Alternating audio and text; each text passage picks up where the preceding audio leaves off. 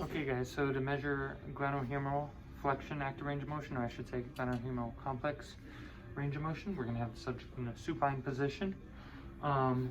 Whenever you're checking your fulcrum, it's going to be over the lateral aspect of the greater tubercle, and your proximal arm is going along the mid-axillary line of the thorax. And right now he's resting in slight extension, about 10 degrees, but I'm using my stationary arm along in line with the lateral epicondyl. So we can either measure just glenohumeral range of motion, or we can look at the whole shoulder complex range of motion. So looking at the whole shoulder complex range of motion first, you're going to have one hand stabilize, kind of like the thorax or the ribs, and then you're going to ask the subject to lift their arm over their head as straight as they can. Good, and right there.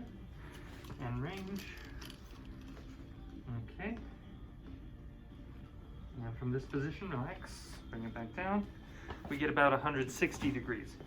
Now, if you want to measure just, or try to isolate it to the glenohumeral joint, you're gonna have to stabilize the lateral border of the scapula.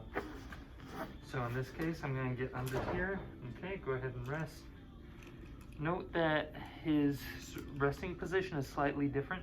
Okay, now go ahead and lift your arm up over your head. Okay, good. And you see he gets a little bit less right there.